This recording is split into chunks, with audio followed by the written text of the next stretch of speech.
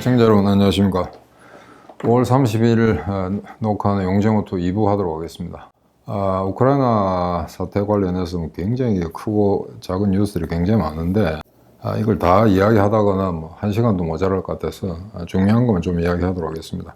바흐무트가 함락되고 난 다음에 이후 상황부터 좀 설명을 드리려는데 지금 뭐 그보다 우선한 뉴스가 있죠. 지금 요 한 이틀 동안 5월 28일, 5월 29일 러시아가 아마 사상 최대 규모로 아마 키우와 키우 그 주변에 공습을 가했습니다. 그러니까 탄도미사일만 10발인가 11발, 그 다음에 순항미사일 40발, 그 다음에 그 외에 아마 샤헤드 136이라는 이란제 무인기, 그게 아마 자살 무인기라 봐야 되겠죠. 그게 무려 한 50발 넘은 것 같습니까? 합해서 거의 막 100발가량 쐈는데, 용하게 우크라이나군이 거의 다 뭐 요격했다고 합니다. 근데 그게 만약에 사실이라면은, 프로파간다가 아니고 사실이라면은 뭐 대단한 방어망을 가지고 있다고 하겠죠. 물론 이제 뭐 일부 건물의 피해라든가 인명피해는 발생했습니다. 그런데 그렇게 하니까 이번에는 또 러시아 측에서 또 큰 사태가 났죠. 모스크바에 이제 드디어 무인기가 격추되는 이런 사태가 발생했습니다. 다행히 뭐 러시아에서는 인명피해는 없었다, 자국이 내에. 다만 이제 수도 상공에 무인기가 나타나가지고 이제 공습을 가했다는 자체가 뭐 심리적으로 뭐 상당히 쇼크를 줬을 겁니다. 일부 이제 뭐 러시아 국민들 일부하고 아마 정치권에서 상당한 동요가 있는 것 같은데, 거기에 대해서 뭐 우크라이나군이 직접 했다, 또는 이제 뭐 자유러시아 군단이라든가 반란군이 우리가 했다, 뭐 그런 발표는 없습니다. 이것도 아마 키우에 대한 아마 보복인 것 같은데, 그런 상황에서 좀 안 좋은 소식이 들려왔죠, 여러분들. 터키에서. 에르도안이 또 재선에 성공했습니다. 그런데 거기에 염려 안 하셔도 되는 게, 이 작자 별 역할 없습니다. 지금 터키가 할 수 있는 거는 그냥 화해 분위기 잡는 역할 정도 할 수 있고, 그 다음에 협상의 테이블을 제공하는, 장소를 제공하는 그런 역할만 할 수 있을 뿐이지, 이 친구가 러시아 보고 그 다음에 우크라이나 영 내로 들어와 있는 러시아 야전군을 다 몰아내라든가 나가라든가, 또는 젤렌스키에 대해서 지금 작년 2월 24일부터 시작된 전쟁 이후에 뺏긴 영토를 그냥 그대로 러시아에 할량해라든가 이렇게 말할 용기가 없습니다. 말한다고 해서 들을 일도 아니고요. 그러니까 러시아 측의 요구나 우크라이나 측의 요구나 어느 하나도 들어줄 수 없는 입장이기 때문에, 지금 에르도안이 중재 역할을 선다고 이렇게 안 할 때니까 언론에서는 뭐 이 사람이 상당히 영향력이 있는 걸로 그렇게 생각하는데, 이번에 에르도안이 재선됐다고 해서 큰 문제 전혀 없습니다. 걱정하지 마시기 바랍니다. 자, 그럼 혹자는 이렇게 하겠죠. 핀란드는 나토에 가입했는데 스웨덴은 터키가 방해놓기 때문에 어렵지 않느냐. 전혀 걱정하실 거 없습니다. 아마 올해 안에 결판 날 것 같고, 그 다음에 서로 나토 가입이 지연된다 하더라도 여러분들 지도를 보시면 아시다시피 스웨덴은 핀란드와 국경을 접하고 있지 않습니다.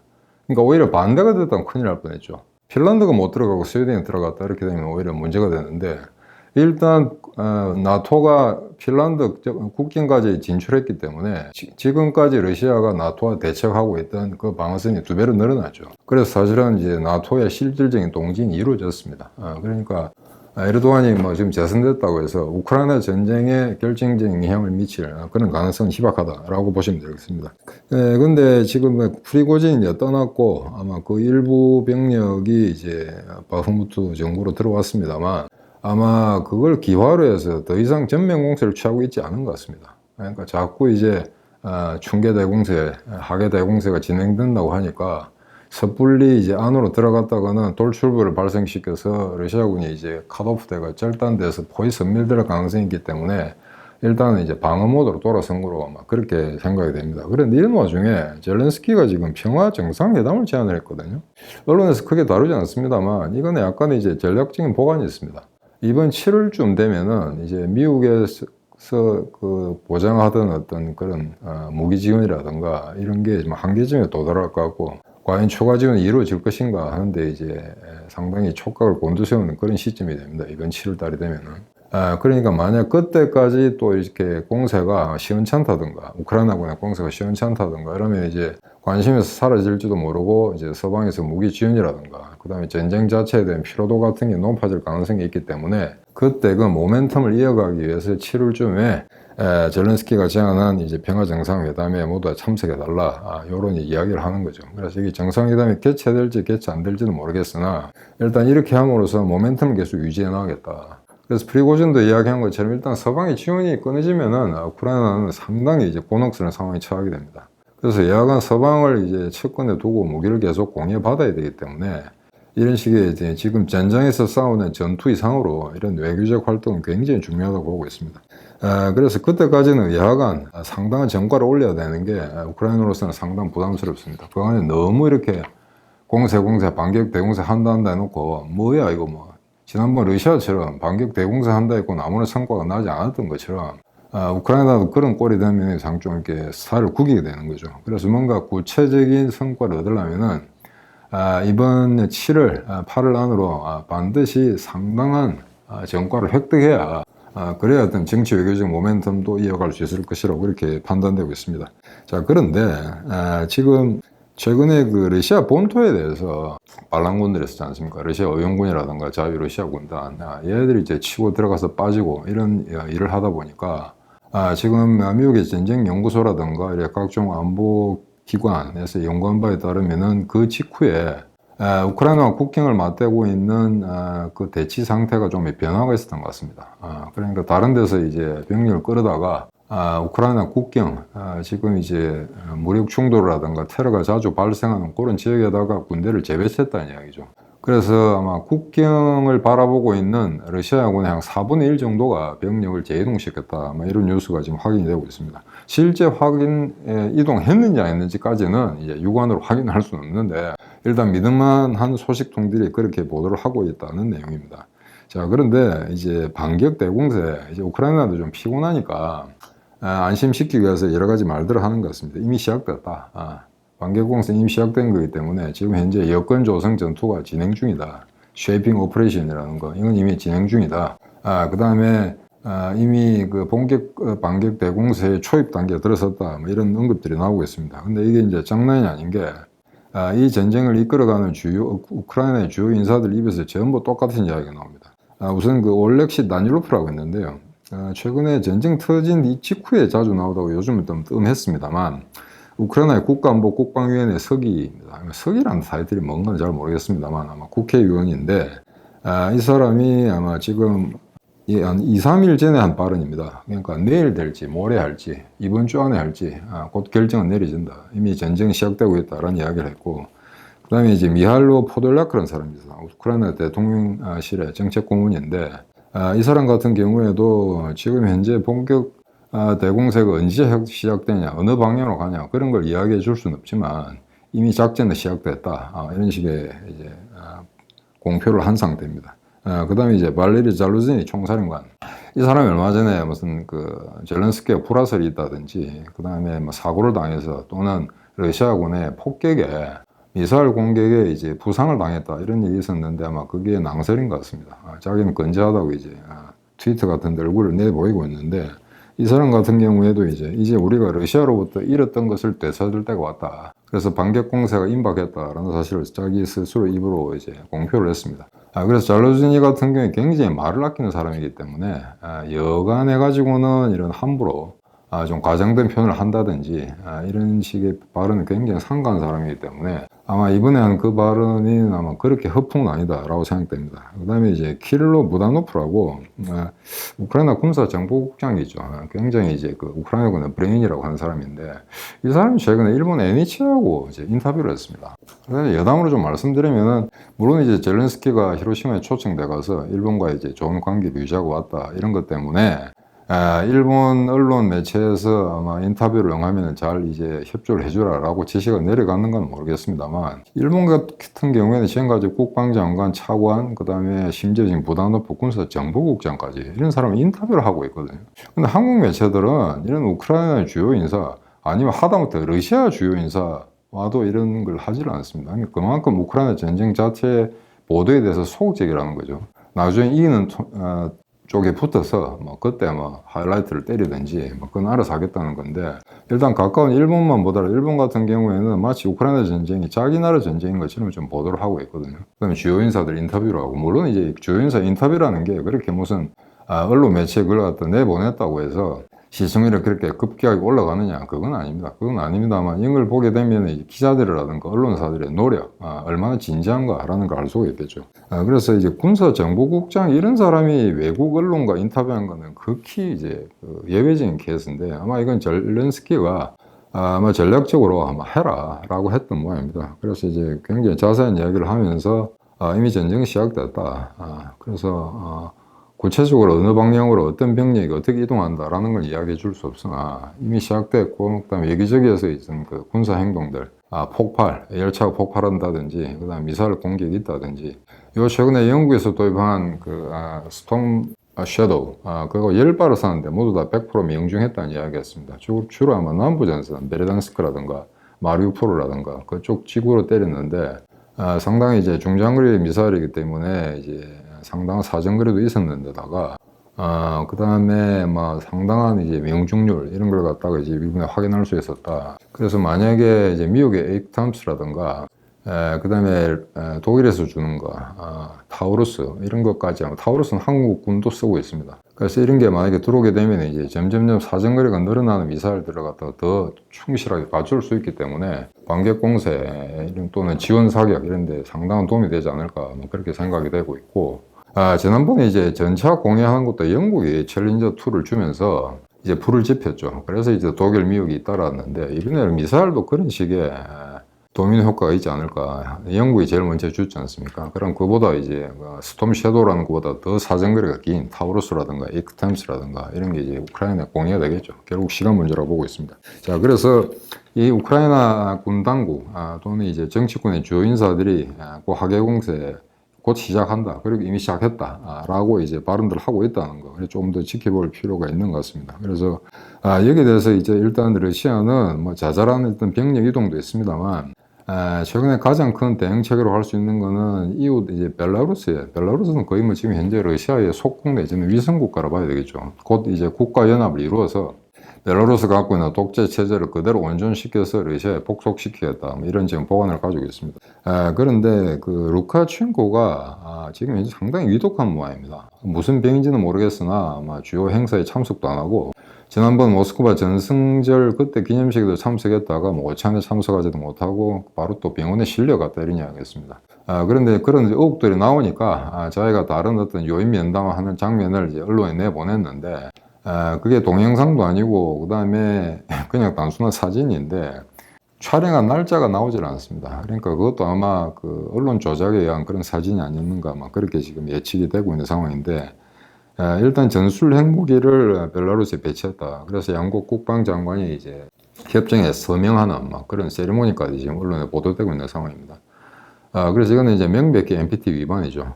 그 다음에 유엔 헌장 위반이기도 하고, 그럼에도 불구하고 지금 현재 러시아로서는 뭐 지금 국제법 어기고 이런 거 한두 가지가 아니기 때문에, 그런데 연연할 그런 계제가 안 됩니다. 근데 만약에 여기서 우크라쳔코가 죽는다든지 무슨 사태가 난다면은 이게 이 전쟁의 어떤 흐름에 상당한 영향을 끼칠 수가 있겠죠. 그런 에르도안 대통령이 재선보다는 루카쳔코가 실각한다든가 아니면 다른 이제 후계자가 나온다든가. 근데 지금 현재 제가 알기로는 루카쳔코는 후계자를 지명한 바가 없습니다. 그래서 만약에 루카쳔코가 정권을 잃는다고 할 경우에는 폭동이나 소요 사태가 나기 때문에 그런 경우에는 러시아가 굉장히 곤혹스럽겠죠. 그래서 그런 사태가 일어나기 전에 빨리빨리 무기들을 배치해서, 무기들을 배치하게 되면 아무래도 군사 고문단이라든가 그 다음에 지난번처럼 군 병력이 10,000명가량 벨라루스에 주둔했었기 때문에 그런 식으로 해서 벨라루스를 자기 편으로 이제 끌어당겨 놓는 아마 그런 효과를 기대한 나머지 이번에 확실하게 전술 핵무기를 벨라루스에 배치하는 그런 조치를 취한 게 아닌가, 그렇게 생각되고 있습니다. 그런데 이런 와중에 이제 프리고진이 난동을 피우면서 이 소위 말해서 러시아의 민간 군사 조직이 규모가 어떻게 되느냐, 이게 대해서 이제 상당한 언론 보도들이 나오고 있는데, 정말 좀 믿기 힘든 일이 있습니다. 이게 러시아의 어떤 그 민간 군사 조직이라는 거, 민간 군사 회사라는 거, 이건 현재는 불법입니다. 불법인데 사실상 공인된 거나 똑같죠. 정규군과 뒤섞여서 또는 정규군과 함께, 러시아 정규군과 함께 전장에서 활약하고 있는 바그너 그룹이라는 거, 이거는 존재 자체가 위법입니다. 존재 자체가 위법인데 이걸 갖다가 뭐 깜빵에 집어넣지도 않고 그 수장이라는 놈이 감옥서 돌아다니면서 병력을 징집하고 이런 상황이거든요. 그러니까 이게 완전히 러시아가 지금 거의 개판 5분 전인데 이미 개판이 시작됐다고 봐야 되겠죠. 거의 뭐 멕시코나 중국의 군벌이나 멕시코 산적 같은 뭐 그런 수준의 나라가 되어가고 있습니다. 자, 그런데 지금 현재 우크라이나 전투에 관여하고 있는 민간 군사 조직이 무려 25개라는 설이 있습니다. 물론 그 중에 바그너그룹이 가장 큰 거고 나머지는 굉장히 작은 거, 심지어는 이제 대대 중대 규모의 수준에 머무를 수밖에 없는 그런 작은 조직도 있습니다만 25개인데 그런 어떤 민간 군사 조직이 난립한 상태죠. 근데 그 중에 11개가 작년 전쟁 시작되자마자 그때부터 활동을 했다는 겁니다. 그래서 중요한 걸 몇 개를 보면은 쇼이구 국방장은 스스로가 이 사람 자체가 올리가르키죠. 그래서 이 사람이 이제 자체 민간 군사 조직을 설립했다고 하는데 현재 국방부 장관이 이런 군사 회사를 만들었다. 이것도 이제 말이 안 되는 소리입니다. 이게 2018년에 이런 걸 만들어서 유지하고 있는 모양입니다. 그 다음에 이제 그 유명한 가스프롬 회사. 이게 2023년 올해 그런 어떤 자체 군사 조직을 만들었고, 그 다음에 이제 크림 반도 내 자치 공화국이 있습니다. 크림 공화국이라고. 그러니까 러시아가 만든 위성 엉터리 국가죠. 괴뢰 정권인데 거기에 이제 콘보이라는 이제 민간 조직이 있습니다. 이거는 이제 많지는 않습니다. 이제 병력은 한 3,000명 정도인데 요거는 이제 꽤 연도가 됩니다. 2009년에 설립한 그런 거 있고, 요게 좀 큰 규모고, 중규모, 소규모 같은 게 무려 다 합치면 25개나 된다는 이야기입니다. 그게 우크라이나전에 가담한, 약간이라도 가담했다가 빠졌거나 약간 통틀어서 25개인데, 그러면 여기에 우크라이나전에 가담하지 않은 군사 조직이 얼마나 많으냐 확인할 수가 없게 되는 거죠. 그럼 지금 왜 이렇게 러시아라는 나라에 최근에 민간 군사 조직이 이렇게 많아졌는가? 이유는 간단히 세 가지로 요약할 수 있겠습니다. 우선 뭐냐면은, 일단 이런 조직을 만들어서 이제 남의 나라 전쟁 내전에 개입한다든가 하면서 이권을 강탈해내는 거죠. 금강 채굴권을 갖다 획득한다든지 석유 채굴권을 갖다 받아낸다든지, 이런 거 할 때는 이제 군사 조직, 실질적으로 군대를 보내서 거기에 이제 군사적 안정화를 취한다든지 치안 유지를 담당한다든지 하는 거 이상으로 이권을 받아낼 수 있는 방법은 거의 존재하지 않습니다. 그러니까 권력기관으로부터 그건 수혜를 받을 수 있다는 거. 그건 이 권력기관이라는 건 외국의 정부가 될 수도 있고 러시아 본토가 될 수가 있습니다. 푸틴 스스로로부터도 지원을 받아낼 수 있는. 그 다음에 이 자체가 이제 비합법적인 사업의 도구로 쓰인다는 거죠. 얘들이 전쟁만 군사 작전만 하는 게 아니고 아까 말씀드린 어떤 그 제한자원 채굴권이라든가 이권이라든가 그 다음에 토지를 사용권이라든가 이런 것까지 다 받아낼 수 있기 때문에 어마어마한 경제 이권을 취득하고 있는 걸로 그렇게 좀 판단이 됩니다. 그 다음에 이제 또 하나는 이제 굉장히 중요한 건데, 만약에 러시아가 혁명의 소용돌이에 빠진다든지 내란으로 이렇게 전화될 수 있는 그런 위기가 발생했을 때 이 올리가르키를 중심으로 소위 말해서 기득권 세력들이죠. 이 사람들이 자기들의 자산, 자기들의 건물, 가옥, 회사채 이런 걸 갖다가 실질적으로 보호하기 위해서는 군대나 경찰한테 의존할 수 없다는 겁니다. 자체적으로 무장을 해야 된다는 거죠. 그래서 이런 이제 갑부들이 돈을 들여서 이 민간 군사 조직을 만들고 있다라고 하는데, 지금 현재는 이제 바그너 그룹에만 초점이 맞춰 있어가지고 다른 조직들은 별로 보지를 못하는데, 아마 이게 점점 시간이 갈수록 아마 서서히 모습을 드러내지 않을까. 그래서 만약에 전쟁에 러시아가 이기지 못한다, 더 이상 이제 전쟁을 이끌어갈 수가 없다 할 경우에 그렇게 많은 수십 개, 수백 개가 되는 이 러시아 내 민간 군사 조직이 도대체 어떤 향배를 보일 것인가.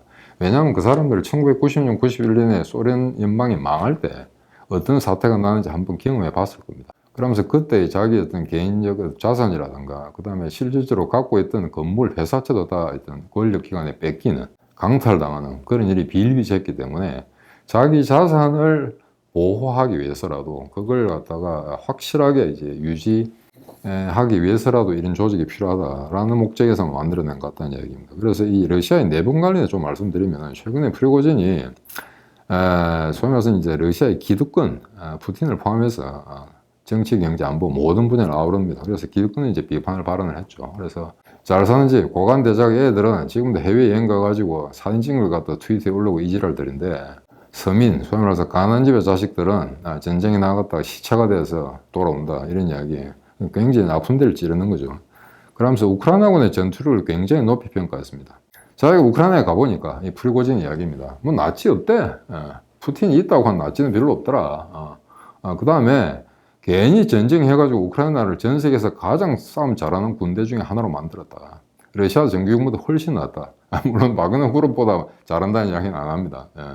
전쟁은 바그노그룹이 제일 잘했는데 그 다음으로 잘하는 것 같다. 그러면서 우크라이나 군대를 굉장히 치켜 세웠고, 러시아가 이 전쟁에서 이길 수 있는 단 한 가지 가능성은 피로감을 느낀 서방이 지원을 끊을 때 그때뿐이다. 그래서 이번에 이제 중계 또는 하계 대공세가 시작되면은 아마 이번에 작년부터 침공해가지고 빼뜨린 영토뿐만 아니고 2014년 그 당시에 폭동이나 소요 사태에 의해서 러시아가 강탈한 크림반도를 포함한 그 나머지 땅까지 전부 뺏길지도 모른다. 이런 이야기를 했습니다.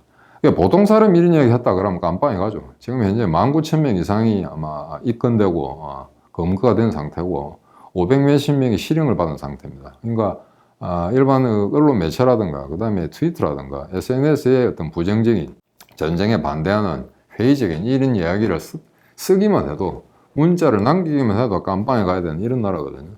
근데 프리고진 같은 경우는 이런 이야기를 해도 끄떡없다는 이야기입니다. 근데 하나 좀 웃기는 거는 이제 대표님이 요 때 맞춰서 이제 러시아에 혹시 혁명이 날지도 모른다, 쿠데타가 나서 완전히 내란 상태로 나갈지 모른다라는 말씀 하셨지 않습니까? 제가 판단하기로는 최소한 한국 내에서는 가장 단정적으로 말씀하신 게 대표님이 처음인 것 같은데, 이고르 기르킨이라는 사람이 있습니다. 이 사람이 이제 요 최근에는 잘 나오지 않았는데 코스염 달린 사람인데요. 원래 2014년에 내란의 주동자죠. 도네츠크 주에서 소련에서 그러니까 러시아를 침입합니다. 러시아 쪽에 붙어서 그 땅을 러시아에 복속시켜 만든 그런 군사 조직자 중에 한 사람인데, 지금은 뭐 군사 블로거, 논평가로 활동하고 있는 모양입니다. 그랬더니 이 사람은 또 프리고진하고 적도 아닙니다만 그것도 친구도 아니거든요. 근데 이 사람은 하는 이야기가, 프리고진의 바그너 그룹이 국내에 들어가서 지금 아마 러시아 국내에 약 8만 명의 조직을 가지고 있는데, 얘들이 날뛰면서 주요 시가를 점거하고 했을 때 쿠데타나 혁명을 일으켰을 경우에 누가 막을 수 있겠냐, 이런 이야기를 했습니다. 그냥 지금 이런데도 푸틴이 아무 말도 못한다. 이건 개판이라는 거지, 이거 보면은. 그래서 이게 푸틴이 얼마나 지금 이제 권좌 위기가 몰려있냐라는 거 단적으로 알 수 있는 게, 최근에 굉장히 재미난 해프닝이 있었습니다. 유라시아 경제동맹 정상회담이라는 게 있었는데, 여기에 그 문제가 된 아르메니아하고 아제르바이잔 이 두 나라가 지금 전쟁을 2번을 했죠. 그래서 그 나라를 포함해서 그 인근의 중앙아시아 국가들을 불러가지고 정상회담을 하는데, 푸틴이 제일 처음에 이제 뭐 기조연설이라고는 할 수 없으나 모두 발언을 하게 됩니다. 근데 모두 발언을 시작하려고 하는데 아르메니아 대통령이 이런 이야기를 하죠. 지금 푸틴이 미안한데 잠깐 할 이야기가 있다.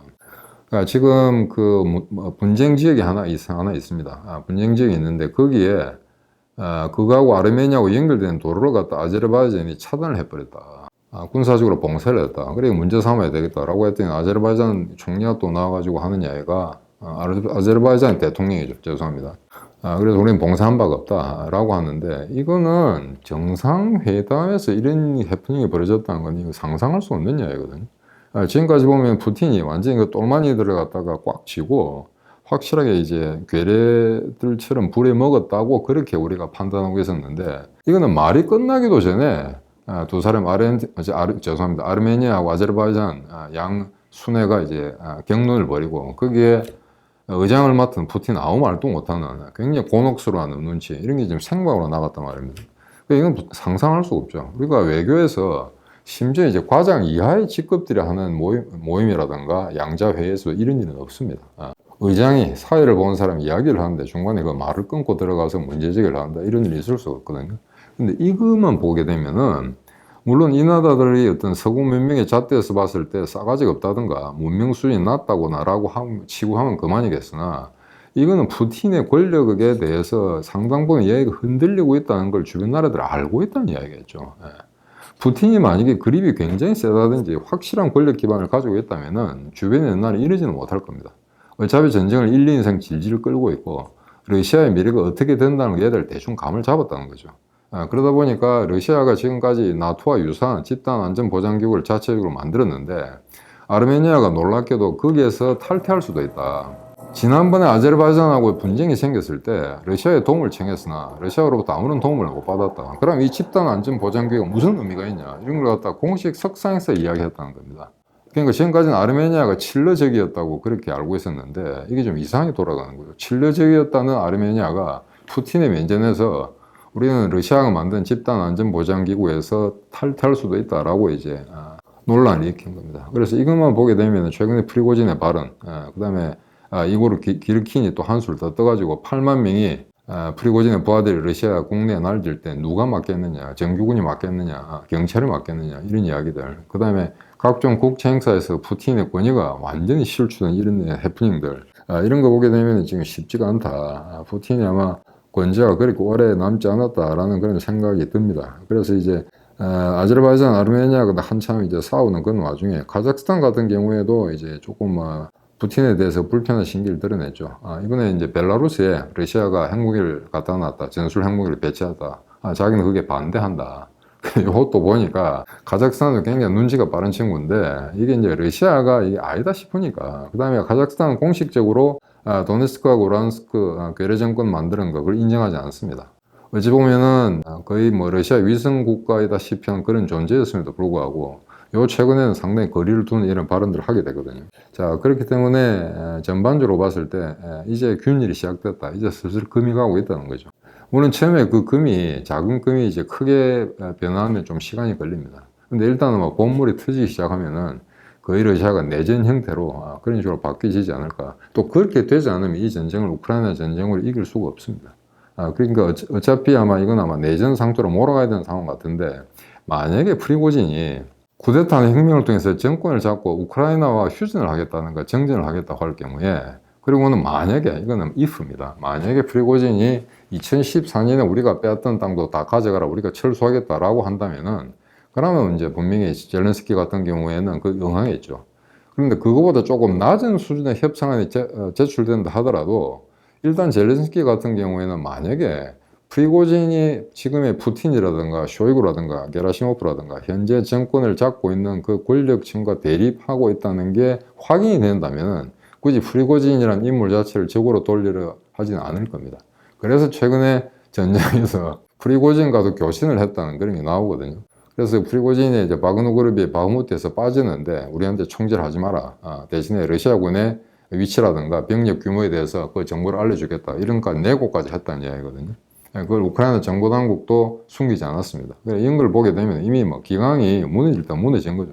그래서 이런 상태에서는 최근 모스크바에서 어떤 비행물체들이 날라와서 이제 러시아군 요격했다라고 하는데 그걸 기화로 이런 또 이야기가 있습니다. 그걸 기화로 러시아가 아마 총동원령을 내릴지 모른다.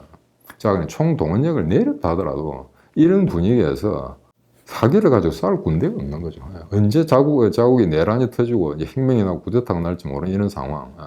그러니까 결국에는 러시아나 중국이나 이런 큰 나라들은 내부 모순을 통해서 함락할 수밖에 없는, 뭉개될 수밖에 없는 그런 운명을 지닌 나라입니다. 그냥 바깥에서 계속 괴롭히거나 바깥에서 먼저 공격을 하게 되면은 이런 나라들은 이제 굉장히 전체주의적이면서도 굉장히 단합된 저항의 그런 어떤 메커니즘을 이제 발휘할 수가 있는 거죠. 하지만 내부적으로 붕괴될 경우에는 어떻게 감당할 방법이 없는 나라들입니다. 자, 그러니까 전쟁은 푸틴 한 개인에 의해서 일어났다고 합시다. 자, 그런데 전쟁을 끝내는 거는 한 개인의 노력 가지고는 도저히 되지 않습니다. 에르도안 가지고 되지 않는 거고요. 그다음에 시진핑이나 바이든도 할 수가 없습니다. 일단 전쟁을 끝내는 문제는 누가 하나 확실하게 이기는 방법밖에 없습니다. 2차 대전이 끝났듯이 이렇게 독일과 이탈리아와 일본의 항복을 받아내는 그런 식으로 전쟁이 끝나야 그게 진정한 평화지. 협상이니 우리나라 좌빨들, 전 세계 좌빨들 다 마찬가지입니다. 하나 공통된 현상은 지금 이 우크라이나 전쟁을 놓고 전 세계 좌빨들이 전부 휴전하자고 이야기하거든요. 마치 합의한 것처럼. 그러니까 이런 애들하고는 우리가 문명사회에 같이 존속할 수가 없는 거죠. 제가 말씀드리는 평화는 이런 겁니다. 적군을 다 쓰러뜨리고 난 다음에 그 시체를 갖다가 파일링업 쌓아 올린 다음에 거기에 짝다리 짚고 담배 한 대 품는 거. 그러면서 앞에 전경을 바라보는 거. 그게 평화입니다. 자, 오늘 2부 이거로 마치도록 하겠습니다.